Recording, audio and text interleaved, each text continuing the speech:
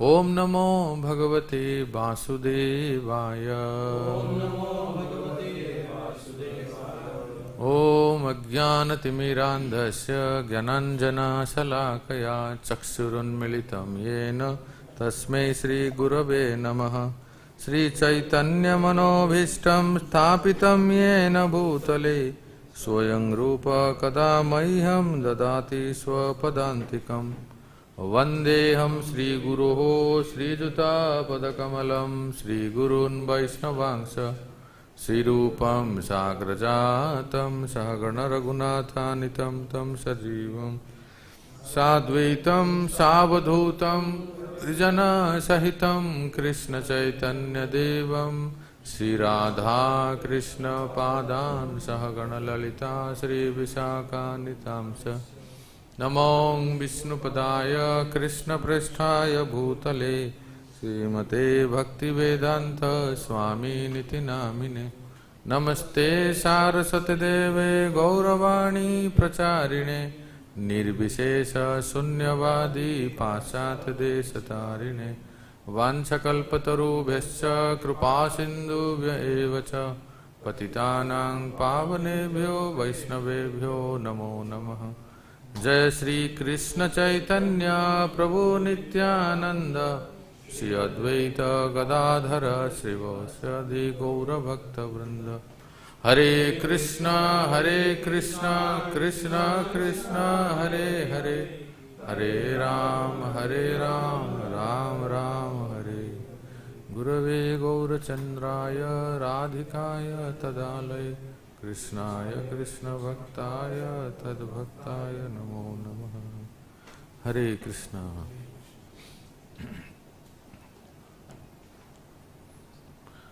तो श्री भक्ति रसामृत सिंधु ग्रंथ के रचयिता कौन है? रूप गोस्वामी। तो मैं भी बहुत कृतज्ञ हूँ परम पूज्य वृंदावन सुंदर महाराज के चरणों में। VIHE में जो उन्होंने पढ़ाया था और हम जो सुने थे उससे हम शिक्षा लाभ किए हैं, तो आप सबके सामने वही प्रस्तुत करेंगे। और भी हाँ, परम पूज्य भक्ति रसामृत स्वामी जब यहाँ प्रेसिडेंट थे तब भी पढ़ाए थे, तब उस समय भी हमने उनसे श्रवण किया था।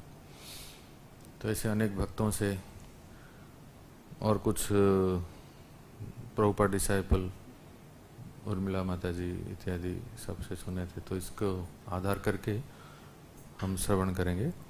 तो रूप गोस्वामी पाद, इनके बारे में तो आप सब जानते ही हैं। और इस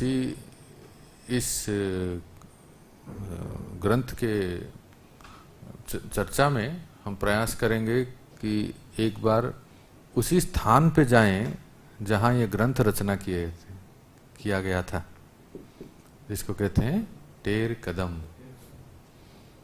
तो हम मधु से स्फूर्त से आग्रह करेंगे किसी एक समय सारे विद्यार्थियों को लेके जाएं, टेर कदम वहाँ दर्शन करें, रूप गोस्वामी पाद के आशीर्वाद लें, और वहीं एक सत्र, एक क्लास वहाँ होना चाहिए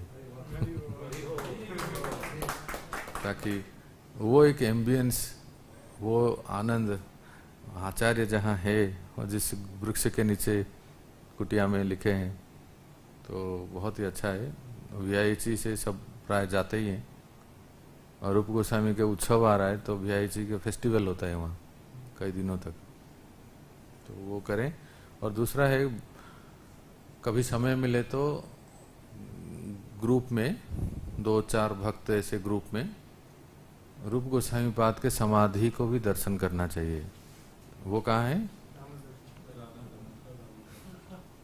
राधा दामोदर मंदिर है ना। तो इसलिए राधा दामोदर मंदिर में जाके रूप गोस्वामी पाद की समाधि और भजन कुटीर ये भी दर्शन करना चाहिए। उनसे कृपा मांगे, हे रूप गोस्वामी पाद, आपके ग्रंथ हम पढ़ रहे हैं, कृपा कीजिए कि जो भी सब आपने जो भी लिखा है हमें समझ में आए और याद रहे, और इतना आशीर्वाद दीजिए कि परीक्षा में पास हो जाए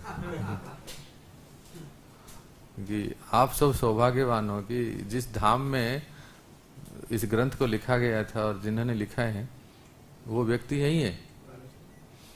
अपने स्वरूप में, समाधि में। तो ऐसे भक्तों के समूह में जाके कभी दर्शन करके उनसे कृपा याचना मांगना है।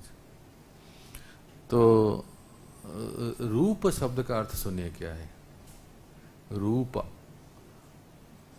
निरूपयति या रूपयति, उसको रूप कहते हैं। जिनको लिखना है लिख सकते हैं, जो चाहते हैं कि महत्वपूर्ण पॉइंट है तो लिख सकते हैं। वैसे परीक्षा के संबंधित नहीं है, पर एक बहुत ही अच्छा नॉलेज है। निरूपयति या रूपयति को रूप कहते हैं। इसका अर्थ है कि जो वर्णन करे, निरूपण करे, उसको जो निरूपण करे वो रूप है। एक तो रूप का अर्थ है फॉर्म, आकार, है ना। अगर आप इसका अर्थ ये लेंगे कि ये व्यक्ति के अर्थ में लेंगे कि रूप गोस्वामी व्यक्ति के अर्थ में लेंगे, तो वैसे ही रूप गोस्वामी देखने में भी बड़े सुंदर दिखते थे। आकार आप कह रहे हैं ना, रूप जिनका आकार, रूप गोस्वामी का जो स्वरूप था ना, बहुत ही सुंदर थे वो देखने में। क्यों नहीं होंगे, रूप मंजरी है वो, रूप मंजरी है। तो इनके गोस्वामी स्वरूप में भी बड़े सुंदर दिखते थे वो। एक तो ये है रूप, और जो निरूपयति अर्थात जो वर्णन करते हैं, मतलब भक्ति के सिद्धांत को श्री चैतन्य महाप्रभु ने जब उनको शक्ति संचार किए तो उन्होंने बहुत सुंदर व्यापक रूप से वर्णन किए, उसको रूप दिए, उसको एक शेप दिए, उसको डिस्क्राइब किए। भक्ति पहले से थी, रूप गोस्वामी पाद आने से पहले क्या भक्ति नहीं होती थी? सभी संप्रदाय में भक्ति होती थी, लेकिन जितना सुंदर साइंटिफिकली वैज्ञानिक ढंग से रूप गोस्वामी पाद ने भक्ति का व्याख्या किया अपने ग्रंथ भक्ति रसामृत सिंधु में, उसके बाद से चार संप्रदाय के लोग, अनेक संत जो है चारों संप्रदाय के, कभी भी भक्ति के बारे में वर्णन करना हो तो वो गौड़ीय संप्रदाय के रूप गोस्वामी पाद के शरण लाते हैं। अर्थात ये जो भक्ति रसामृत सिंधु, इस ग्रंथ को सभी संप्रदाय के लोग मानते हैं कि सिस्टमेटिकली साइंटिफिकली डिस्क्राइब हुआ है। तो इसलिए बहुत ये महत्वपूर्ण है। हम सबको अपने आप को सौभाग्य मानना चाहिए कि हम किसके अनुयायी हैं? रूप गोस्वामी के अनुयायी हैं, रूपानुग। इसलिए तो ये है रूप। अभी और एक माइक रखना चाहिए ताकि आप लोग कुछ उत्तर दें। मधु से इसको और एक माइक होना चाहिए, नहीं इसमें होगा क्या? तो अब आप में से कोई बताइए, थोड़ा सा आज आपसे भी सुनेंगे। उपदेशामृत में हमने चर्चा किया था, ठीक है ना? तो yes bro, you can tell something. Tell something about रूप गोस्वामी। रूप गोस्वामी के बारे में एक एक दो दो लाइन बोलिए सब। प्रभु जी से शुरू करते हैं।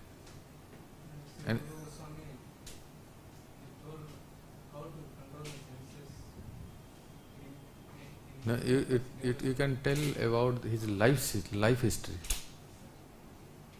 Anything about his life.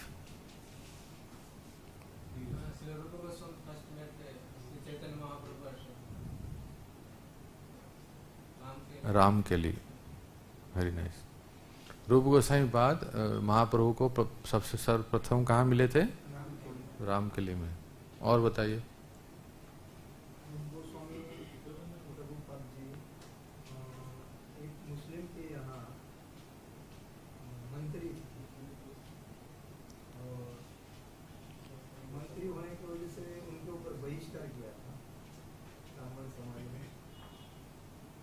हाँ ठीक है। तो रूप गोसाई पाद नवाब हुसैन शाह के राज्यसभा में मंत्री थे। कौन से मंत्री थे? वित्त मंत्री थे, अर्थ मंत्री, फाइनेंस मिनिस्टर, अर्थ मंत्री थे, है ना? ठीक है, अब प्रभु जी को माइक दे दो।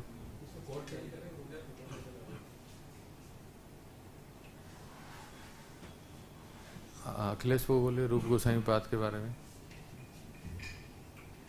रूप गोसाई पाद पहली बार इलाहाबाद प्रयागराज में मिले।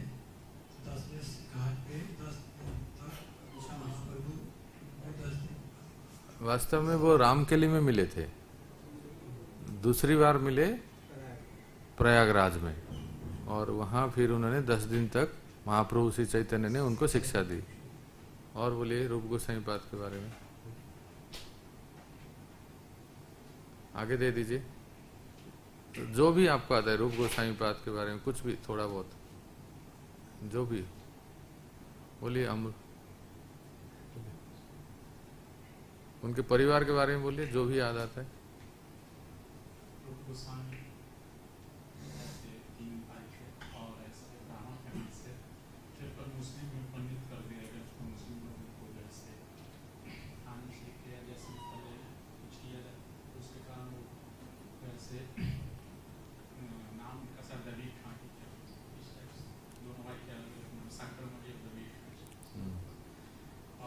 ठीक है ठीक है। देखिए रूप गोसाई पाद, रूप गोसाई पाद दबीर खास थे। रूप गोसाई पाद के वंश परिवार में, वंश जो उनके वंश में, उनके पिता और दादा और प्रदादा, ग्रेट ग्रैंडफादर इत्यादि, वो सब कहाँ थे, कैसे थे, कौन से प्रांत में थे, इसके बारे में किसको कुछ जानकारी है? हाँ उनको वो दीजिए।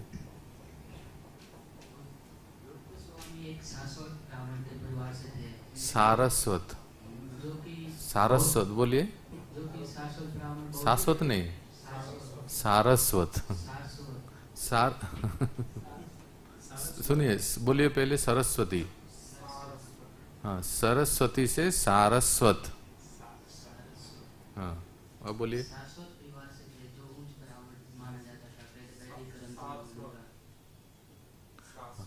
ठीक है, सारस्वत ब्राह्मण परिवार से थे रूप गोस्वामी, और बहुत ऊंचे कुल के थे। सारस्वत ब्राह्मण का अर्थ क्या है? जो सरस्वती नदी के तट में रहते हैं उनको सारस्वत ब्राह्मण कहते हैं। ठीक है, तो ये हैं अमर, संतोष और बल्लभ। ध्यान से सुनिए, हरे कृष्णा सुनिए पहले, अभी ग्रंथ रखिए, सब लोग कथा सुनिए अभी, है ना? ये 3 भाई थे, अमर, संतोष, और वैसे तो अन्यत्र वर्णन नहीं, 5 भाई थे, पर ये प्रमुख जो है, सब प्रसिद्ध थे, ये 3 भाई थे। ये सब कर्नाटक के जो कारवार एक स्थान है, कारवार बेलगांव के पास है, जहाँ से परम पूज्य भक्ति रसानंद महाराज है, उसी प्रांत से, कारवार से हैं इनके पूर्वज। सारस्वत ब्राह्मण परिवार से हैं, लेकिन इनके पिता जो हैं ये दक्षिण से बंगाल आ गए थे। तब पूर्व बंगाल पश्चिम बंगाल एक था। तो गंगा के तट पे आके फिर बसवास करने लगे, और तब बंगाल में किसका शासन था? नवाब हुसैन शाह। वैसे तो बंगाल में सबसे पहले जो शासन था सुबुद्धि राय की, जो कि हिंदू राजा थे, पर बाद में नवाब हुसैन शाह राजा हो गए। तो कुछ घटना ऐसे हुई, संक्षेप में बोल देता हूँ, आप सब लोग रूप गोस्वामी पाद के जीवन आएगा तो सुनेंगे। कथा में, इस मंदिर में तो बहुत गोस्वामियों के बारे में कथाएं होती रहती है। बहुत लंबा है वो, पर संक्षेप में है कि नवाब हुसैन शाह एक बहुत बड़ा मोनूमेंट बना रहे थे, एक श्राइन, क्या कहते हैं उसको, स्मारक, हाँ स्मारक बना रहे थे, जिसका सबसे ऊपर हिस्सा जो है बहुत महत्वपूर्ण था, जिसको आप लोग डोम कहते हैं, गम्बुज, गुंबद, हाँ, वो ठीक से नहीं बना पा रहे थे, तो उन्होंने फिर आखिरी वार्निंग तक दे दिया तो उस मिस्त्री को, हेड मिस्त्री को, कि अगर तुम ये नहीं बनाओगे तो तुम्हें मृत्युदंड मिलेगा, और दिन भी दे दिए इतने समय में। जो राजमिस्त्री थे वो तो घबरा गए कि इन लोगों का तो कोई भरोसा नहीं है। इन लोगों का मतलब समझ गए आप, हाँ, बताने की जरूरत नहीं, इन लोग तो कभी भी कुछ कह सकते हैं। अभी बनाने के लिए बोल रहे हैं, थोड़ा सा कुछ कमी हुआ तो सीधा मृत्युदंड, सिर काट देते हैं, कोई उनके हृदय में दया नहीं होता है। तो ये विचलित हो गए कि अभी ये बन नहीं रहा है, और प्रयास कर रहे हैं पर हो नहीं पा रहा है। तो एक ऐसे दुखी हो के वो, क्योंकि ऐसे ही नवाब तो कभी भी मृत्युदंड दे देंगे, दुखी होके उस गांव में गए जहां अमर, संतोष ये सब थे। उस गांव का भी नाम कुछ है। तो ऐसे वो दुखी होके, अभी किसी भी तरह से ये छोड़ेंगे नहीं मुझे। तो कुछ लोग इनसे मिले और कहने लगे कि अरे भाई क्या हो गया, तुम इतने क्यों दुखी हो, तुम्हारे जीवन में कौन सी आफत आ गई, किसके वजह से इतने दुखी हो। तब उन्होंने कहा कि ऐसी ऐसी घटना है, नवाब ने मुझे आदेश दिया है, एक स्मारक बनाना है, और सब बन गए, बस ऊपर का गंबूज जो है वो नहीं बन रहा है, और मुझे लाख प्रयास करता हूँ लेकिन हो नहीं पा रहे।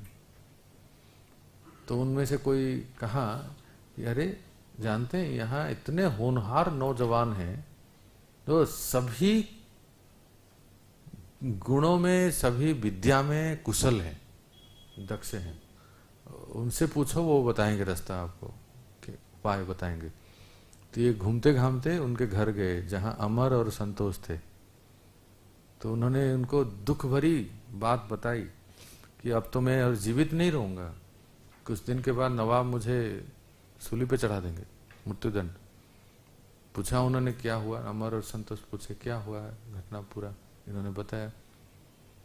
तो बस इतनी सी बात है। देखते देखते उन्होंने कहा एक पेपर लाओ, और सब उन्होंने एकदम बढ़िया से ड्राइंग कर दी। इतने दक्ष थे दोनों भाई ना, केवल पढ़ाई में नहीं, सभी विद्याओं में, सभी लोग अपने एकेडमिक स्टडी में, संस्कृत में, अरबी में, कितने भाषाएं न जाने उनको याद आता था। और जो अमर थे वो तो बुद्धि में बृहस्पति थे, जो बाद में जाके सनातन गोसाई बने। बुद्धि में बृहस्पति है वो, व्यक्ति को देख के वो जान लेते थे इसका नियत क्या है। हाँ, आगे तो उनके लीला में आप सुनोगे कि कैसे झारखंड बिहार से जाते समय उन्होंने वो जो दस्यु ने उनको मारने के लिए प्रयास किया था ऐसे, और संतोष भी ऐसे ही थे। तो उन्होंने कहा कि उन्होंने एक ड्राइंग में बना के दे दिया, इस तरह से आप बनाइए, हो जाएगा। इनके बातों में आके वो राजमिस्त्री जो था, उन्होंने उसको जैसे जैसे अमर संतोष ने कहा था और वैसे ही बिल्कुल वो नक्शा से वो बना दिए। तो एकदम गंबूद रेडी तैयार है। अगले दिन खबर गया नवाब हुसैन शाह का कि गंबूद तैयार है, जो डोम है जो नहीं बन पा रहा था इतने दिनों से, वो बिल्कुल तैयार है। तो ये आश्चर्य हो गया कि हो ही नहीं सकता, इसके तो बुद्धि है ही नहीं, अगर बना दिया होता तो अब तक क्यों नहीं बनाया। तो इसके पास गया, तो सच सच बताओ तुम्हें बुद्धि किसने दिया, उसको पूछने लगा, जबकि उन्होंने मना किया गया था, क्योंकि वो जानते हैं कि हमारे नाम अगर बताएंगे तो फिर वो कैंपस सिलेक्शन कर लेंगे ना फिर। पढ़ाई में इतने तेज थे कि कैंपस सिलेक्शन हो गया था इनका। तो ऐसे ही हुआ। तो उन्होंने अपनी जान बचाने के लिए कहा ना, वो फलाने गांव में गए थे, वहां 2 होनहार नौजवान युवक थे, उन्होंने बताया ऐसे ऐसे कर, तो बस हो गया। बस नवाब हुसैन शाह बोले अभी हम जाके उनसे मिलते हैं, और भेजे भी अपने जो दूतों को। वैसे तो वो नहीं आए, लेकिन नवाब ने फिर बाद में कहा कि आपको आना ही पड़ेगा, जबरदस्ती किए। थोड़ा से ये लोग तो बहुत अलग प्रकार के होते हैं, कहीं हमारे वजह से पूरे गांव को तबाही ना कर दे। अगर आप नहीं आएंगे तो हम सबको यवन बना देंगे, ऐसा कुछ कह सकते हैं ना। एक तरह से अमर और संतोष जबरदस्ती आए इनके पास,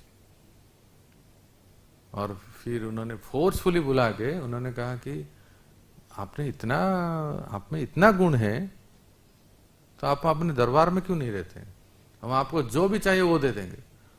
बोलिए क्या चाहिए? इतने बड़े बंगाल का, पूरा बंगाल प्रदेश का प्रधानमंत्री बना दिए नरेंद्र मोदी जी। प्रधानमंत्री का पोस्ट जाने कितना बड़ा पद भी होता है, माने राजा के बाद बस वही है। इतने करीब थे सनातन गोस्वामी, मतलब अमर, कि उनको प्रधानमंत्री का पद दे दिए, और जो उनके भाई थे, जो संतोष है ना, उनको वित्त मंत्री, फाइनेंस मिनिस्टर का पद दिए, अर्थमंत्री का। तो ये दोनों इस प्रकार से पद भी तो दिए, पोस्ट दिए, और दीक्षा भी दिला दिए, नाम चेंज कर दिए। अमर का नाम हो गया साकर मलिक, संतोष का नाम हो गया दाबीर खास। दबीर खास एक टाइटल है उनमें, यवनों में एक टाइटल है। मल्लिक एक टाइटल है, सरनेम भी होता है, पर एक उपाधि है। और खास मतलब रूप गोस्वामी जो थे ना, नवाब के बहुत खास थे, इसलिए दबीर खास है ना। तो इस प्रकार से इन दोनों का नाम बदल गया, और नौकरी करने लगे। सब प्रकार का फैसिलिटी, एक क्लास फैसिलिटी। क्या क्वार्टर था उनका, कुछ भी कमी नहीं था। बस नौकर चाकर तो 10-50 तो आगे पीछे घूम ही रहे थे ऐसे। प्रधानमंत्री और अर्थमंत्री, वित्त मंत्री तो क्या कहें, और सारा पोस्ट पोजीशन और सब कुछ इनके पास था। पर वही, लेकिन मन में उनका जानते थे कि स्वयं भगवान प्रकट हो गए, महाप्रभु प्रकट हुए हैं। कहाँ प्रकट हुए हैं? नवद्वीप में। तो इनकी जो दबीर खास और साकर मलिक की जो राजधानी था वो था क्या? राम केली। क्या बोलिए? राम केली। तो वहां कहते हैं, हम तो गए नहीं, लेकिन भक्त लोग, वैष्णवजन कहते हैं कि आज भी वो कारागार है, वो जेल है जहां सनातन गोस्वामी को रखा गया था। और उनके कुछ अंश है अभी भी, जो उनको क्वार्टर मिला था, जो विशाल महल मिला था रहने के लिए।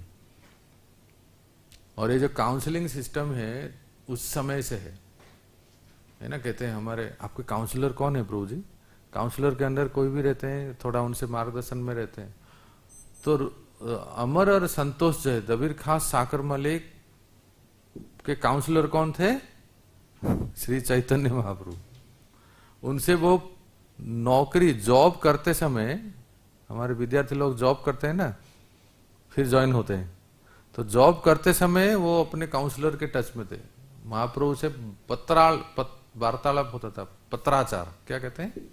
पत्राचार, पत्र लिखते थे। अब क्या करें, कई जिज्ञासाएं होते, तो महाप्रभु उनको, अमर और संतोष को गाइड करते थे।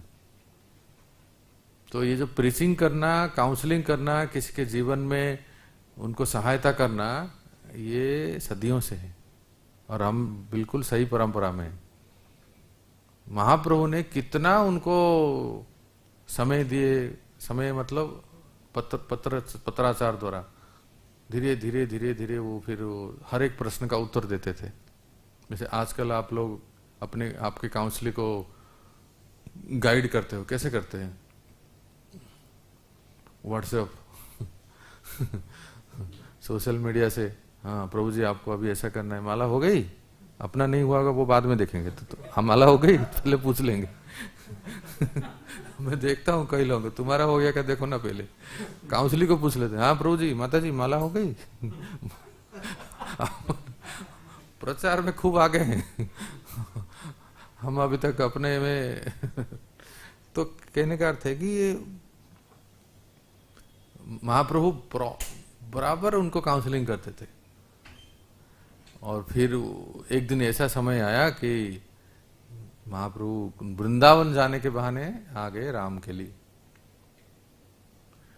राम के लिए आए तो राम के लिए आने का मुख्य उद्देश्य ये था कि वास्तव में अंतरंग कारण ये था कि रूप सनातन को उद्धार करना। बाह्य कारण था कि हाँ मैं वृंदावन जा रहा हूँ, पर वृंदावन नहीं गए महाप्रभु, तो कन्हई नाटसला तक गए।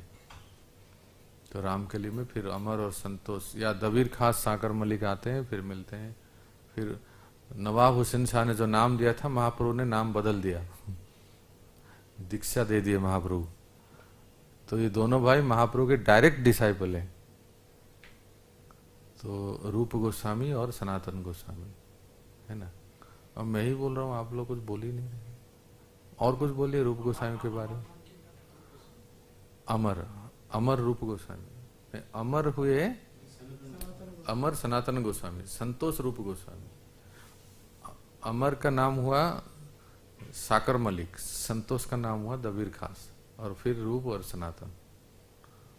और कुछ याद आ रहा है रूप गोस्वामी पाद के बारे में? कुछ याद है तो बताइए। आप बोलिए प्रभु, अभी अभी आए, बोलिए। रूप गोस्वामी पाद के बारे में कुछ, उन्होंने कौन से ग्रंथ लिखे हैं या उनके जीवन के बारे में और कुछ? वो सनातन गोस्वामी है। अभी हम भक्ति रसायन सिंधु पढ़ेंगे ना, इसलिए रूप गोस्वामी पाद के बारे में।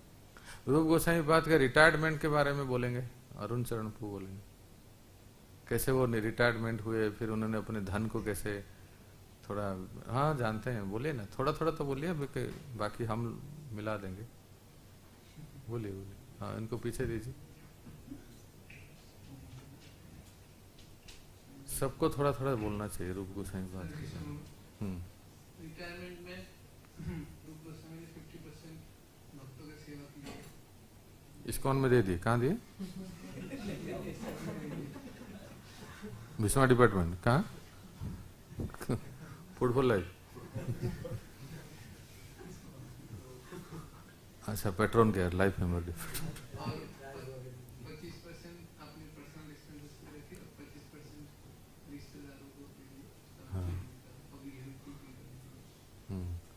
तो आप में से जो भी लोग गृहस्थ हैं, समझ गए हैं, जो धन कमाते हैं उनका धन का विभाजन रूप गोस्वामी पाद सिखाते हैं।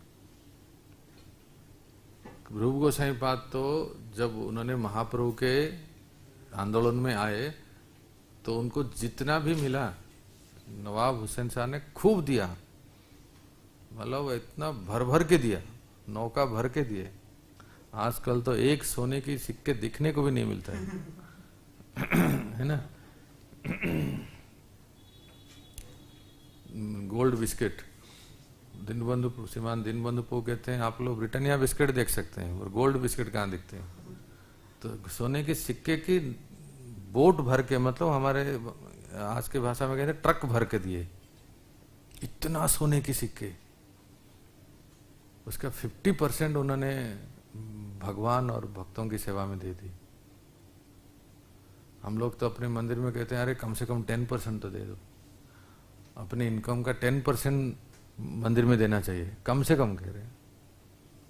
और रूप गोस्वामी पाद ने तो 50% दे दिए हैं। हाँ वही कह रहे हैं ना कि कम से कम 10% जो है ना भगवान की सेवा में, मंदिर में।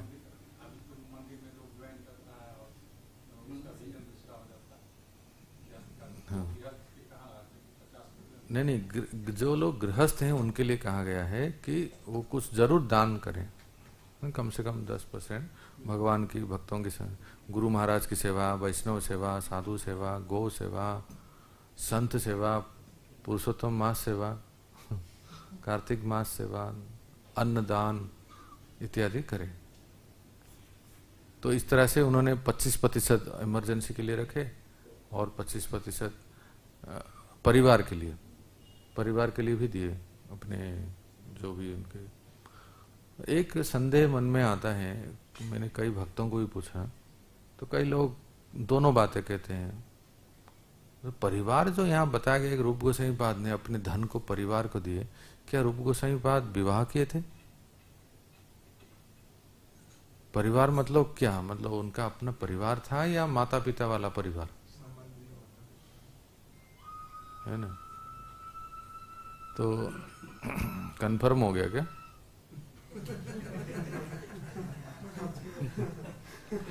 नहीं, वो भगवान ने कंफर्म कर दिया लगता है। कुछ कहते हैं कि नहीं, रूप सनातन जी का विवाह हुआ था, पर उनके विवाह के संबंध में उनके पारिवारिक व्यक्तिगत परिवार के संबंध में कहीं कुछ उल्लेख नहीं मिल रहा है। कहीं ऐसे आप लोगों ने कहीं सुना है तो बताओ ना, सुने क्या? रूप गोसाई पाद का विवाह हुआ था परिवार भक्ति नहीं, वो तो रघुनाथ दास गोस्वामी के है ना। रघुनाथ दास गोस्वामी के बारे में हम सुनते हैं, हो सकते हैं, पर ऐसा आप कभी आप गोपेंद्र बो को पूछिए तो कभी। गोपेंद्र बो को जानते हैं ना, आपके मंदिर के पुजारी, तो उनको कभी पूछे, वो बहुत बंगाली शास्त्र पढ़े हैं, कि क्या रूप सनातन का विवाह हुआ था क्या? जो यहाँ परिवार बताया गया है, क्या वो माता पिता और परिवार है या स्वयं का अपना परिवार है? थोड़ा जब भी कोई भक्त प्रभु जी से मिलते हैं, गोपेंद्र पू हो गए, नहीं तो मुकुंद पू हो गए, नहीं तो और कोई वरिष्ठ भक्त जो चैतन्य चरितामृत बंगला शास्त्रों को पढ़े हैं, जैसे रमाकांत पू वगैरह, ऐसा कोई हो गए तो पूछ सकते हैं आप, पूछ के बताइए फिर, ताकि हम लोगों को पता चले। तो परिवार के लिए 25% रखे और 25% इमरजेंसी के लिए, जो काम आया सनातन गोस्वामी के एस्केप में, राइट? सनातन गोस्वामी जब छूटे उसमें वो धन काम आया जब रूप गोसाई पाद ने रखा था। तो ये इस तरह से रूप गोसाई पाद। और कुछ याद आता है रूप गोसाई पाद के बारे में? हाँ, कौन? हाँ बताओ प्रकाश को। चैतन्य महाप्रभु की दीक्षा के बाद चैतन्य महाप्रभु ने कहा कि जाओ वृंदावन और मैंने जो शिक्षा दी उसका प्रचार करो। तो फिर रूप गोस्वामी और सनातन गोस्वामी वृंदावन आए। सनातन गोस्वामी यहीं पर रहने लगे जहाँ पर मदन मोहन मंदिर है, और रूप गोस्वामी मदन टेर कदम वहाँ पर रहने लगे। और ये लोग जो है हर दिन मतलब कभी एक वृक्ष के नीचे ज्यादा दिन तक नहीं रहते थे, और इस तरीके से उन्होंने अपना जीवन बिताया और बहुत सारे ग्रंथ की रचना की। कुछ भक्त लोग अपने आप को इस तरह से कहते हैं, हम भी एक कमरे में ज्यादा दिन नहीं रहते हैं।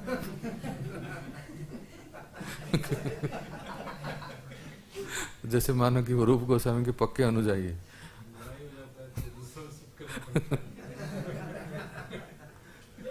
शिफ्ट करना पड़ता है, इसलिए वो ज्यादा दिन नहीं रहते हैं। पक्के अनुयायी है ना। जी। तो वैसे महाप्रभु ने 4 आदेश दिए थे गोस्वामियों को।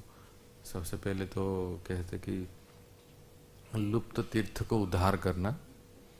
आज जो हम वृंदावन देखते हैं ना, आज का स्टेटमेंट था शायद प्रभुपाद जी का, सुबह जो आप यहाँ अनाउंस करते हैं ना प्रभुपाद जी का, आज का ही था शायद, आज या कल का, आप याद कर सकते हैं, आज का था ना। आज जो हम वृंदावन देखते हैं वो रूप सनातन गोस्वामी की देन है, जिनके वजह से आज सब तीर्थ स्थानों को, लीला स्थलियों को हम देख पा रहे हैं, प्राप्त किए हैं, खोज के निकाले हैं। वैसे तो आप सब जानते हैं नारायण भट्ट गोस्वामी उनसे पहले आए, नारायण भट्ट गोस्वामी की कृपा से आए, बस उन्हीं के पदचिन्हों पे और रूप सनातन से पहले, रूप सनातन गोस्वामी से पहले कौन आए थे बताओ ब्रज में? हाँ, लोकनाथ गोस्वामी और भूगर्भ गोस्वामी। वो भी बहुत सारे कार्यों को किए थे, पर रूप सनातन आए तो उसमें मतलब है ना, कहते हैं कि 4 चांद लग गया और कंफर्म हो गया वो सब लीला स्थलिया जो है। इसलिए प्रभुपाद कहते हैं कि वृंदावन तो वैसे गौड़ियों का ही है और संप्रदाय लोग रह जाते हैं, पर ज्यादा से ज्यादा जो लीला स्थल है सब गौड़ीय महाप्रभु के अनुयायी लोग ही सब।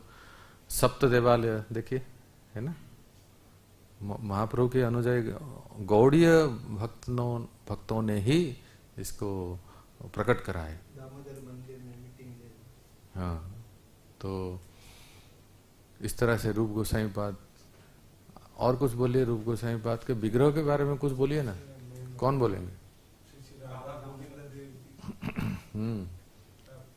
राधा गोविंद देव रूप गोसाई पाद के विग्रह हैं, है ना। देखें वो स्थान गोमट टीला, आप गोविंद जी मंदिर जब जाएंगे तो पीछे से जाके देख सकते हैं वृंदावन के गोविंद जी मंदिर। और कुछ बोलिए रूप गोसाई पाद के बारे में। रूप गोसाई पाद जब ये ग्रंथ लिख रहे थे भक्ति रसामृत सिंधु, तो जीव गोसाई पाद नए नए उनके पास आए थे। बंगाल से आते समय काशी में मधुसूदन सरस्वती, मधुसूदन वाचस्पति ऐसे, उनसे वो संपूर्ण संस्कृत व्याकरण को पढ़े। कौन? जीव गोसाई पाद। और फिर वो जो पाणिनि व्याकरण है ना, नाम तो सुने होंगे ना, उसको पढ़ के जीव गोसाई पाद इतने विद्वान थे कि उन्होंने खुद का एक व्याकरण लिख दिए जिसमें सब भगवान के नाम ही नाम है। क्या नाम उसका? हाँ, हरि नामामृत व्याकरण। व्याकरण में हरि नाम ही है, भगवान का अलग अनेक नाम है। हरि नामामृत व्याकरण जो हमारे गोवर्धन में मैं जिनसे पढ़ा हूँ, श्री गोपी प्राणधन प्रभु, वो जब भागवत विद्यापीठ चला रहे थे उस समय वो ये पढ़ाते थे, हरि नामामृत व्याकरण। और हमारे भक्त लोग प्राय इसी को ही पढ़ते हैं जिनको संस्कृत व्याकरण आदि पढ़ना है, क्योंकि इसमें भगवान के नाम ही है। ये सब करके जीव गोसाई पाद फिर वृंदावन आए रूप गोसाई पाद के पास। तो रूप गोसाई हरि नामामृत। तो भक्तों, रूप गोसाई पाद जब ये लिख रहे थे भक्ति रसामृत सिंधु, तो जीव गोसाई पाद जो है ना, वो नए नए आए थे, तो वो रूप गोसाई पाद ने उनको संशोधन करने के लिए दिया था, प्रूफ रीडिंग, एडिटिंग, है ना। इनसे दीक्षा लिए तो गुरु जी के आदेश है, प्रत्येक दिन आश्रम का सफाई सब करते थे, फूल चुनना इत्यादि सब करते थे, सेवा करते थे और साथ साथ अपने गुरु जी की सहायता करते थे ग्रंथ लिखने में। तो एक बार बल्लभाचार्य महाप्रभु आए थे, ये समकालीन है सब, बल्लभाचार्य महाप्रभु वो आए तो रूप गोसाई पाद ने कहा कि महाप्रभु, हमारा चैतन्य महाप्रभु के आशीर्वाद से हमने ये ग्रंथ को लिखा, तो अच्छा जरा दिखाइए। तो बल्लभाचार्य जी, बल्लभ भट्ट कहते हैं, उन्होंने देखा तो उनमें त्रुटि थी, थोड़ा सा भूल था, मुक्ति पदाय सदाय भाग, ऐसे कुछ त्रुटि थी। तो उन्होंने कहा कि ये तो गलत है, सही होना चाहिए। तो रूप गोसाई पाद इतने नम्र हैं, सब वास्तव में वो सही था, लेकिन वो उसको अच्छा ठीक है स्वीकार कर लिए। और जीव गोसाई पाद को सहन नहीं हुआ, और जीव गोसाई पाद और वो जब बल्लभ भट्ट गए थे यमुना स्नान करने के लिए, जीव गोसाई पाद ने सिद्ध कर दिया कि कैसे हमारे गुरुजी ने जो लिखा है वास्तव में वो सही है। इतना विद्वान लड़का, इतने कम उम्र में इतना प्रकांड विद्वान। वास्तव में प्रभुपाद जी कहते हैं कि जीव गोसाई पाद के समान विद्वान न भूतो न भविष्य थे। अकेले 4 लाख श्लोकों का कंपाइल करना, लिखना, व्यासदेव के बाद अगर कोई इतना विद्वान है तो वो जीव गोसाई में थे। आप जब उनका कभी आगे जाकर षड संदर्भ पढ़ोगे ना, तब पता चलेगा कि जीव गोस्वामी किस कोटि के साधु थे। उस जमाने के ऐसा विद्वान पूरे कहीं नहीं थे उस जमाने के। आज भी इतना मेधा शक्ति उनमें था, और साथ साथ बड़े प्रेमी रसिक भक्त भी थे। उनके पदों को देखिए, हम तो सोचते हैं कि जीव गोस्वामी पाद की अंतिम कृति है गोपाल, क्या वो गोपाल चंपू। गोपाल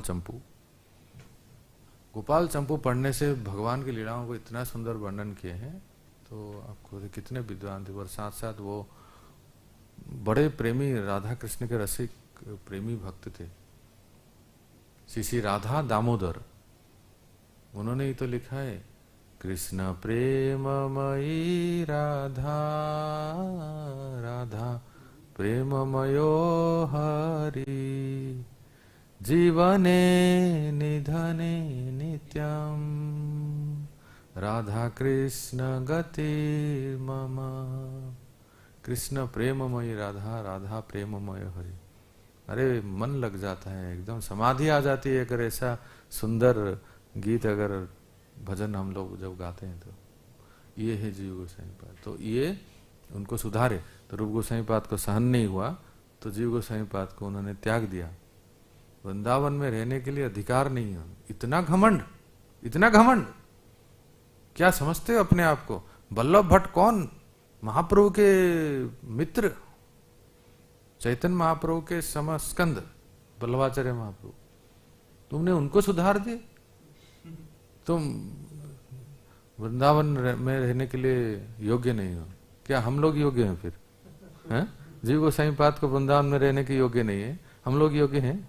रसामुतबू जरा सोच सकते हैं कितना हाई स्टैंडर्ड है वृंदावन में रहने के लिए। कितना हमें तृणादपि सुनीचे न तरोरिवो सहिष्णुना, और तो बात बात पे हमारी पारा चढ़ जाती है, हैं?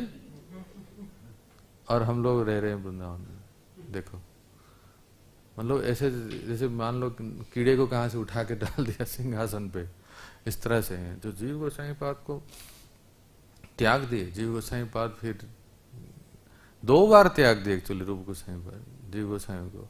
फिर सनातन गोसाई उनको लेके आए। फिर से वो उन्होंने पूछा ना, सनातन गोस्वामी ने रूप गोसाई को, अच्छा कैसा आपका ग्रंथ लिखन कैसा चल रहा है? तो रूप गोसाई बोले कि बहुत अच्छा नहीं, अच्छा तो चल रहा है पर बहुत अच्छा नहीं चल रहा है। सनातन गोसाई पाद ने पूछा क्या हुआ? जीव होता तो इसको संशोधन कर देता, लेकिन अभी है नहीं ना। उन्होंने अपने मुख से कहा। तो सनातन गोस्वामी पाद ने कहा कि क्यों उसको निकाल दिया? तो फिर बाद में सनातन गोस्वामी गए थे उस गांव में, और जीव गोसाई पाद को मैंने गुरु ने भर्त्सना करके जो त्याग दिया, ठीक है, एक मगरमच्छ रहने वाले गुफा में जाके रहे, और आटा का घोल करके पी रहे थे, उसी को ही भोजन करके ले रहे थे। बताओ, ऐसे मतलब आपके जीवन में कुछ बहुत बड़ा डिप्रेशन हुआ है, अरे गुरु महाराज ने ऐसा बोल दिया, प्रभु जी ने ऐसा बोल दिया, हमें क्या जाऊं, छोड़ो घर बार, चलो हरिद्वार, अब रह के कोई फायदा नहीं है, चलो बैग पैकिंग करो, घर चलते हैं। हम लोग तो ऐसे कर देते हैं। जीव गोसाई बोले कि इतने डिप्रेशन में भी, इतने तनाव में भी उन्होंने ऐसा, इस स्थिति में भी उन्होंने ग्रंथ लिख दिया जिसका नाम है तत्व संदर्भ। और बताओ, डिप्रेशन में ग्रंथ लिखेंगे कि बैग पैक करेंगे, चलो घर। इतने तनाव में भी वो उन्होंने लिख दिया वो ग्रंथ जिसका नाम हो गया तत्व संदर्भ। षड संदर्भ का पहला संदर्भ तत्व संदर्भ। तो रूप गोसाई पाद इस प्रकार से अपने भतीजे, जीव गोस्वामी उनके भतीजे लगते हैं ना, शिष्यों से ऐसे शिक्षा देते हैं। और हमारे संप्रदाय में, हमारे आंदोलन में श्री भक्ति सिद्धांत सरस्वती ठाकुर प्रभुपाद तो बहुत बहुत इनकी वंदना करते हैं, और हम सब के लिए भी। इसलिए हम लोग भी प्राय ये वंदना करते हैं। आददानस तृणम दंतेर, बोलिए आददानस तृणम दंतेर इदम याचे पुनः पुनः श्रीमद् रूप पदाम्भोजो धुलीश्याम जन्म जन्मनि। हे भगवान, अगर हम मुझे दोबारा जन्म लेना पड़े या बार बार जन्म लेना पड़े तो कैसा जन्म लूं कि मैं दांत में तिनका लेके, आद दानस तृणम दंतेर, दांत में तिनका लेके नम्रता से हाथ जोड़ के मैं प्रणाम कर रहा हूं भगवान से, मैं यही आशीर्वाद मांग रहा हूं।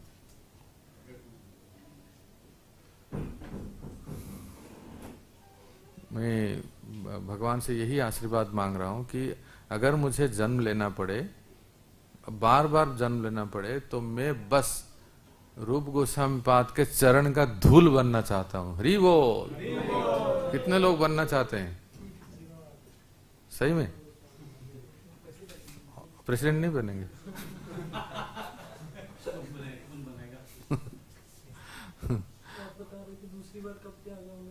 हाँ, बता रहा हूँ।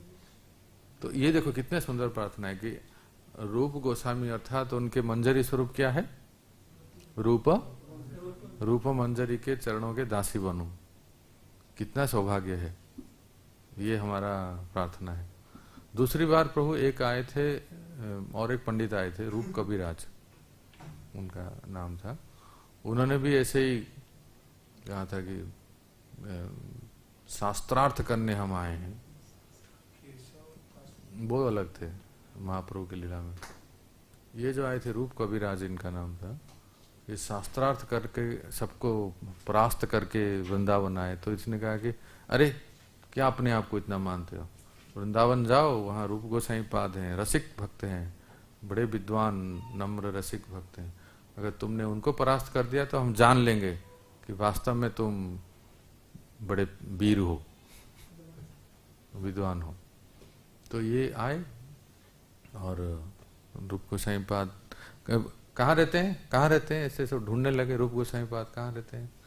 तो वही उनका आश्रम में गए और कहे कि हमारे साथ शास्त्रार्थ कीजिए, नहीं तो इस पे हस्ताक्षर कर दीजिए कि हम जीत गए करके। रूप गोसाई पाद इतने नम्र थे, वो भगवान के लीला में ही डूबे रहते थे। और उन्होंने कहा कि इससे तर्क करें समय व्यय होगा, और वृंदावन तर्क करने के लिए, किसको डिफीट करने के लिए, अपना विद्वता दिखाने के लिए तो है नहीं ना। यहाँ तो राधा रानी के चरणों के दासी भाव में, गोपी भर्तुर पद कमल और दास दासानुदास भाव में, सेवा भाव में रहे। तो मुझे कौन सा उपाधि, मुझे तो कोई पद्मश्री पद्म भूषण नहीं चाहिए ना। चाहिए क्या? जिसको चाहिए वो जाए। तो उन्होंने रूप गोसाई पाद ने ऐसे ही साइन कर दिया, हस्ताक्षर कर दिए, हाँ ठीक है, मैं आपसे शास्त्रार्थ नहीं करूंगा। तो फिर से वही जीव गोसाई पाद देख लिए कि अरे ऐसा कैसे हो सकता है, हमारे गुरुजी और ऐसे मान लेंगे कि ये शरणागत हो गए। फिर उनसे मिले, वो जो रूप कबीराज जो है ना, वो उनसे मिले और ऐसा उनको राइट लेफ्ट ऊपर नीचे से डिफीट किए। वो जो विद्वान थे उन्होंने कहा अरे ये नौजवान लड़का अभी तक दूध के दांत भी नहीं कहते ना, ये इतना बड़ा विद्वान है। फिर उन्होंने जाके कहा कि ये कौन है जो आपके आश्रम में झाड़ू मारता है, कौन है ये? तो रूप गोसाई पाद बोले क्या हुआ? नहीं, वो हमने जो आपको कहा पूछा था, इन्होंने तो सारा उत्तर दे दिया और मेरी बोलती बंद हो गई। फिर से रूप गोसाई बोले तुम फिर से तर्क किए, जाओ तुम यहाँ से। तो ऐसा 1-2 बार हुआ था। पर फिर सनातन गोस्वामी बड़े बड़े ताऊ लगते हैं ना, ताऊ बड़े ताऊ, उनको वो ले आए थे। तो मैं ये कह रहा था, सिद्धांत सरस्वती प्रभुपाद हमेशा बहुत स्मरण करते थे और हम सब उनके अनुयायी हैं, इसलिए उनका अंतिम समय में भी बहुत ही उनका प्रिय भजन जो है वो गाते थे। श्री रूप मंजरी पद से मोर संपदा,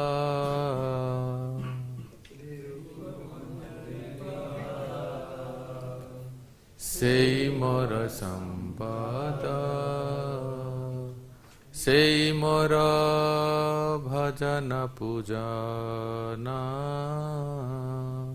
से मोर भजन पूजना, से मोर भजन पूजना, मोर भजन। कभी समय मिले ना, जरूर रूप गोस्वामी पाद के समाधि में जाके आप सब भक्त लोग ये भजन को गाइए दामोदर मंदिर में। सिरूप मंजरी पद, ये भक्ति सिद्धांत सरस्वती प्रभुपाद का सबसे प्रिय भजन था, अंतिम समय में यही सुनते थे वो। तो हम भी उसी रूप गोस्वामी के अनुयायी हैं, है? नरोत्तम दास।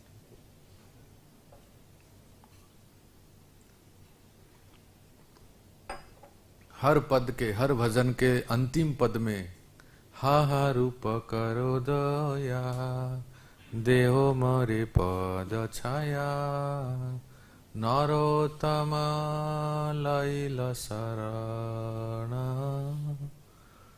सब के अंतिम भजन के अंतिम पद में अपना दैन्य व्यक्त करते हैं। तो इस तरह से रूप गोस्वामी पाद हैं। और एक घटना बताते हैं, फिर हम पाठ्यक्रम में चलेंगे। वो ये है कि एक बार बहुत सुंदर, देखिए एक बहुत ही रोचक घटना है कि रूप गोस्वामी पाद व्याख्यान दे रहे थे, कथा कर रहे थे, जैसे आप सब बैठे हैं ना, ऐसे सब भक्त लोग बैठ के कथा। रूप गोस्वामी पाद बड़े प्रसिद्ध थे उनके विद्वता के लिए, उनके भक्ति, उनके दैन्यता के लिए, है ना। रस आचार्य हैं हमारे। तो भक्ति रसाओं सिंधु और उज्ज्वल नीलमणि इत्यादि ग्रंथ लिखे हैं। भक्ति रसाओं सिंधु के परिपूरक सप्लीमेंटरी ग्रंथ है उज्ज्वल नीलमणि, ठीक है। तो आगे जाके कभी आप प्रौढ़ हो जाएंगे, जब मैच्योर हो जाएंगे, तो भक्ति रसाओं सिंधु पहले पढ़ लें, उसके बाद उज्ज्वल नीलमणि पढ़ सकते हैं। वो रस के बारे में बहुत सुंदर वर्णन है। तो देखिए कितना सुंदर वर्णन है कि रूप गोस्वामी पाद ऐसे व्याख्यान दे रहे थे। एक बहुत रईस धनी व्यक्ति, सेठ, जिनको पता चला कि वृंदावन में एक बहुत महान संत है, ऐसी कथा करते हैं, ऐसी कथा करते हैं कि भाव विभोर हो जाते हैं और आंखों से अश्रु बहने लगता है, कंठ गदगद हो जाता है, रोमांचित हो जाते हैं। तो ये सुन के वो आ गए कथा सुनने के लिए, और एक हाथ में एक गार्लैंड माला लेके आए हैं कि ऐसे भी संत हैं, कथा कहते कहते कंठ गदगद हो जाते हैं, अश्रु पुलकित हो जाते हैं, ऐसे संतों को दर्शन करना चाहिए और माल्यार्पण करें, ऐसा उनके मन में आया। तो ऐसे वो सोच के आए और रूप गोस्वामी पाद कथा कह रहे थे। वास्तव में आज इतना सोशल मीडिया का प्रचार है, अगर जरा सोचिए, रूप गोस्वामी पाद जब थे सोशल मीडिया होता तो सबसे ज्यादा उनका ही नाम होता सारे चैनल में। वास्तविक वो संत थे ना। तो ये आ गए और कथा में बैठ गए, जैसे आप लोग बैठते हैं, बैठ के कथा सुनने लगे। और इतनी सुंदर कथा की रूप गोस्वामी पाद, जो भी उन्होंने ग्रंथ लिखा है बहुत सुंदर। अरे क्या क्या ग्रंथ नहीं लिखे हैं, हंस दूत, उद्धव संदेश, प्रभु क्या ग्रंथ है। आगे जाके आप ये सब लोग छोटा छोटा ग्रंथ पढ़ सकते हैं, जिसको हंस दूत और उद्धव संदेश मिलके। तो इतना सुंदर कथा की है कि सारे श्रोतागण जो है भाव विभोर होके सबके आंखों से आंसू बह रहे थे और सब बिल्कुल दिव्य स्तर में थे, केवल एक को छोड़ के। कौन है छोटू? स्वयं वक्ता। हाँ, स्वयं वक्ता रूप गोसाई बात को छोड़ के बाकी सारे भक्त जो है ना, सब भाव विभोर होके सबकी आंखों से आंसू और रोमांचित, सब भक्ति के एक्सटेसी में थे। ये जो श्रोता जो बैठे थे, इनको लगा कि अरे, मैं तो सोचा था कि वृंदावन में ऐसे एक महान संत है, रसिक प्रेमी संत हैं कि कथा कहते समय जो अपने आप को संभाल नहीं पाते हैं, इतना कंठ गदगद हो जाता है, अश्रुपात होते हैं। ये इनको तो कुछ नहीं हो रहा है, तो सुनने वाले जितने सब हैं सब इतने भक्ति के ऊंचे स्तर में, लेकिन ये तो नॉर्मल स्वाभाविक रूप से जैसे कथा कह रहे हैं सब वैसे कह रहे हैं, इनको तो कुछ नहीं। अरे सब वो लोग ना बढ़ा चढ़ा के, मीडिया वाले थोड़ा ज्यादा ही बढ़ा दिए उनके मन में ऐसा आया कि इनको थोड़ा ज्यादा ही बढ़ा चढ़ा दिए, वैसे वो ज्यादा नहीं है, जैसे बाकी सब है ना वैसे ये है। तो उन्होंने जो माला लिया था ना, उनको अभी क्या, अभी ठीक है लाए हैं तो माल्यार्पण कर देंगे। कथा पूरी हो गई, हाँ कथा पूरी हो गई, और उनके मन में थोड़ा सा वो दोष भाव आ गया ना कि ये तो कुछ इनके तो कोई लक्षण दिख नहीं रहे। भक्तों, इससे आप समझ सकते हैं कि कई बार जो है ना संतों के लक्षण प्रकट नहीं होते हैं। लेकिन जरा सुनिए क्या हुआ इसके बाद। वो व्यक्ति उठा ऐसे और माला लेके गया और रूप गोसाई पाद के गले में ऐसे डालना ही था, लगा कि 440 वोल्ट करंट लग गया और झटका लगे पीछे आ गया। उनके शरीर से ऐसा ताप निकल रहा था ना, इतना टेम्परेचर था कि कोई साधारण शरीर इतना ताप सहन नहीं कर पाएगा, उसका तो कल्याण हो जाएगा। समझ लीजिए कुछ 108 या 110 टेम्परेचर, इतना विरह का ताप था वो। रूप गोसाई पाद कथा कहते समय अपने श्री श्री राधा गोविंद के विरह ताप इतना बढ़ा था, विरह ज्वर। ये प्रेम की एक बहुत ऊंचा स्थिति में आपको बता रहा हूं जो उन्होंने अपने ग्रंथ में लिखा है। माने हम लोग तो केवल 19 अध्याय पढ़ेंगे ईस्टर्न साइड, लेकिन भक्ति रसामो सिंधु है ना, सागर के 4 दिशा है ना, एक पूर्व है, पूर्व के बाद पश्चिम नहीं आता है। ये मैप देखिए, पूर्व कहाँ है? ये पूर्व है ना, पूर्व के बाद दक्षिण, दक्षिण के बाद बोलो पश्चिम, पश्चिम के बाद उत्तर। इस तरह से हम लोग जाते हैं, मैप को ऐसे ही देखते हैं ना, पूर्व दक्षिण पश्चिम और उत्तर ऐसे। तो हम लोग केवल पूर्व विभाग पढ़ेंगे, पर आगे आगे कौन पढ़ेगा? दादाजी पढ़ेंगे आगे भी तो जरूर पढ़ना चाहिए। रूप गोसाई पाद ने किसके लिए लिखा इस ग्रंथ को? हम भी नहीं पढ़े भक्तों, पर हमारा मन में इस बार है कि हम पूरा पढ़ेंगे भक्ति रसामो सिंधु को।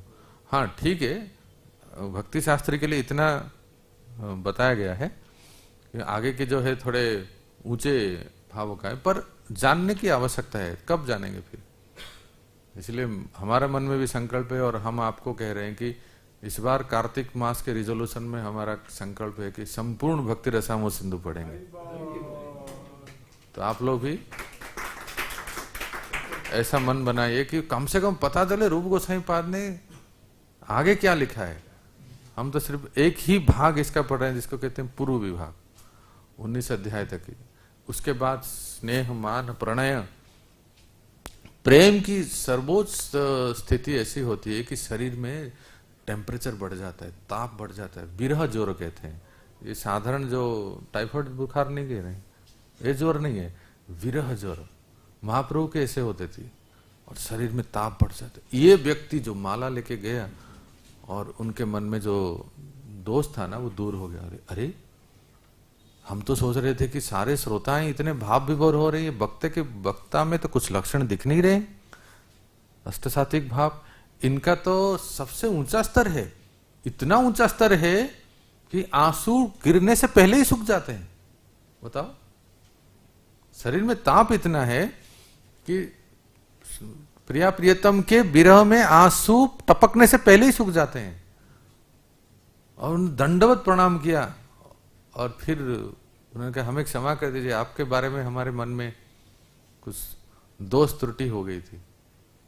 रूप गोस्वामी बात को तो कुछ लगा नहीं। तो आप समझ सकते हैं कि कौन है रूप गोस्वामी। इसलिए भक्त हमने उपदेशामृत में भी पढ़ा और आज भी हम पुनरावृत्ति कर रहे हैं कि हमारे आदर्श कौन है।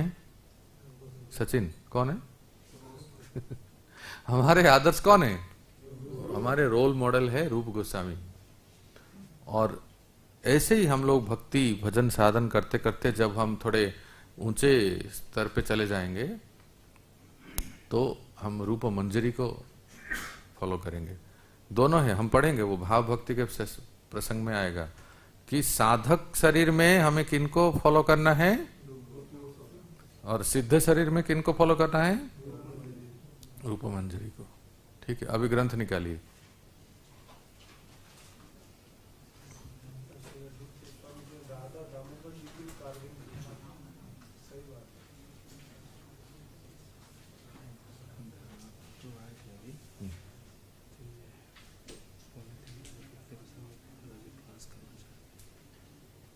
अच्छा, तो फिर तो यही विराम देना पड़ेगा।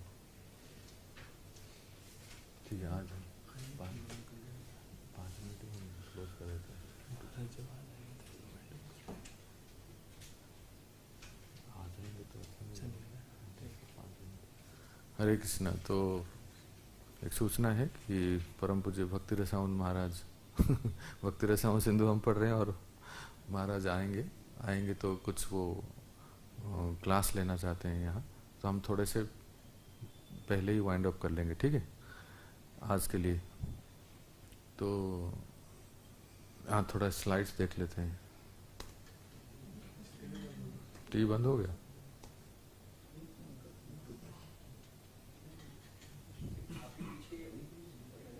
ये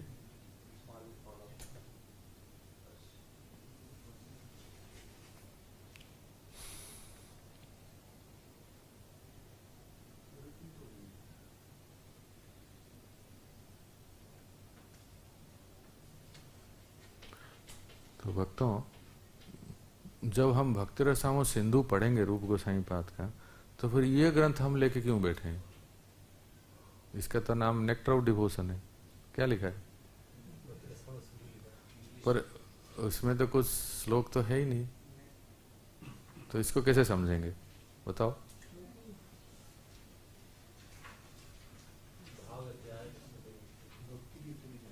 है ना? देख रहे हैं, ग्रंथ खोल के देखिए, कोई एक भी श्लोक नहीं है ना इसमें। अच्छा बोलो, अच्छा है ना, कोई श्लोक ही नहीं, झंझट खत्म। हे भगवान, ऐसे ऐसे भी लोग हैं।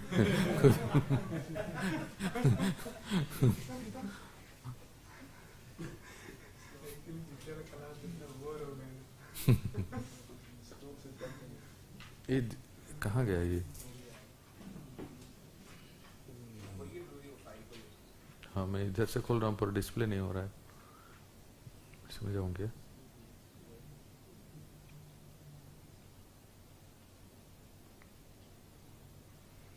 हाँ, अच्छा अभी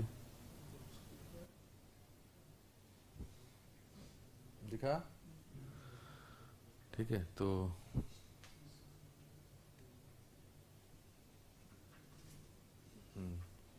ओके।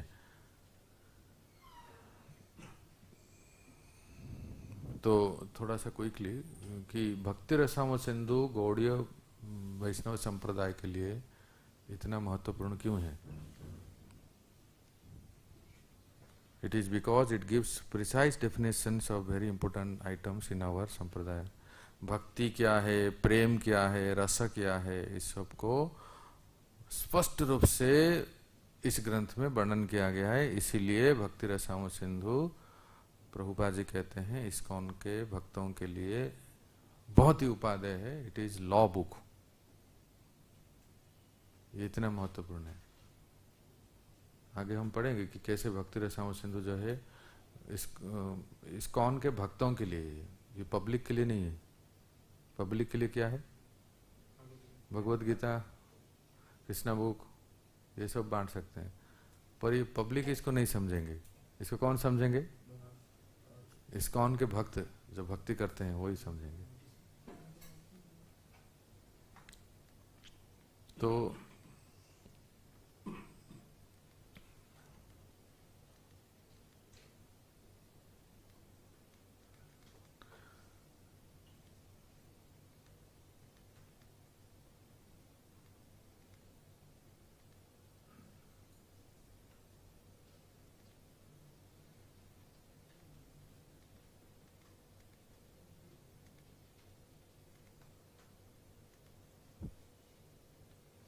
फिर अभी एनओडी क्या है? फिर जो भक्ति रसायन सिंधु रूप गोस्वामी पाद ने लिखा है, तो फिर एनओडी क्या है? कहते हैं द नेक्टर ऑफ, पढ़ो, कोई माइक किसके पास है? यू कैन रीड प्रो, पढ़ो। The nectar of devotion is not a translation of Bhakti Rasamrita Sindhu. It is a summary study. ठीक है, अभी देखिए हम पढ़ रहे हैं ग्रंथ भक्ति रसायन सिंधु, पर हमारे हाथ में है एनओडी। तो कहने का अर्थ है कि जैसे प्रभुपाद ने भगवत गीता और भागवतम के श्लोकों का वर्ड मीनिंग, शब्दानुवाद, अनुवाद, तात्पर्य के हैं, इस तरह से इसमें है नहीं। ये इसलिए इसको समरी स्टडी कहते हैं। क्या कहते हैं? सार में हम इसको समझते हैं। आगे पढ़ो pro, what are the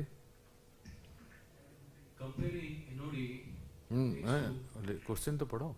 What are the advantages of summary study? ये समरी स्टडी जो नेक्टर ऑफ डिवोशन है ना हमारे हाथ में, इसको पढ़ने से क्या लाभ होगा? Comparing NOD text to verse of the Bhakti Rasamrita Sindhu, it is evident that Srila Prabhupada gave his dictations while simultaneously consulting the commentaries, just as in Srimad Bhagavatam, Bhagavad Gita, etc. जैसे भगवत गीता और भागवतम में प्रभुपाद ने श्लोकों का व्याख्या किए कि नहीं, उसी प्रकार से भक्ति रसायन सिंधु के मूल श्लोकों का प्रभुपाद ने इसमें नेक्टर ऑफ डिवोशन में परपोर्ट दिए हैं, व्याख्या किए हैं। आगे However, in the nectar of devotion, he did not use his standard format, Sanskrit script, Roman transliteration, Sanskrit or English word for word, English translation and commentary for each text. जिस तरह से भगवत गीता भागवतम में हर एक शब्द का शब्दार्थ, अनुवाद तथा तात्पर्य प्रभुपाद ने दिया है, इस ग्रंथ में ऐसा नहीं है, इस प्रकार से नहीं है। पर भक्ति रसायन सिंधु में जो है उसका सार इसमें दे दिए हैं। आगे Thus he could sometimes take the liberty to greatly expand the original text when he felt that his audience needed a more relevant explanation. He could also drastically summarize sections he felt were not so relevant to the audience at that time. तो जब जब आवश्यकता पड़ती है तो वो purport देते हैं, श्लोकों का अनुवाद करते हैं, और नहीं तो सार रूप में दे देते हैं। अच्छा, मुझे आप ही बताइए, प्रभुपाद ने ऐसा कौन सा ग्रंथ लिखा है जिसको आप ऐसे ही बिना श्लोक अनुवाद करके केवल सार में दे दिए हैं? कृष्ण, वो सब लोग इनके लिए हरि बोल बोलिए। आप लोगों को इतना समय लगता है, प्रभु जी ने इतना जल्दी बता दिया। भागवतम 10वें स्कंद के सार को किसमें दिए हैं? बिना कोई श्लोक अनुवाद, इससे केवल सार में। उसी प्रकार से देखो इसमें लिखा है, does it mean that ISKCON devotee should not or need not read the original text of BRS? क्या इसका अर्थ ये है कि हम केवल एनओडी पढ़ें, भक्ति रसायन सिंधु ना पढ़ें? एक क्वेश्चन आता है कि प्रभुपाद ने सार में दे दिया है ना इसको, और भक्ति शास्त्री में यही पढ़ रहे हैं, तो क्या हम भक्ति रसायन सिंधु पढ़ें या ना पढ़ें? और एनओडी पढ़ें, क्योंकि एनओडी में व्याख्या है, पर मूल श्लोक कहाँ है? BRS, भक्ति रसायन सिंधु में। तो उदाहरण देते हैं, पढ़ो। श्रील प्रभुपाद रोड TLC माने teachings of Lord Chaitanya. A summary study and also subsequently gave Chaitanya Charitamrita, comprehensive commentary text by text. Srila Prabhupada wrote Krishna book, a summary study of the 10th canto, and also subsequently gave Srimad Bhagavatam, a comprehensive commentary text by text. Thus, to fully appreciate Bhakti Rasamrita Sindhu, one requires a complete translation of the text and commentary, TLC. Commentaries. TLC is very good, but it is not for a replacement. It is not a replacement for चैतन्य चरितामृत. कोई कहेगा कि मैं प्रभुपाद जी का teachings of Lord चैतन्य पढ़ लिया, तो ये सब सफिशिएंट नहीं है, उसको चैतन्य चरितामृत पढ़ना ही पड़ेगा डिटेल के लिए.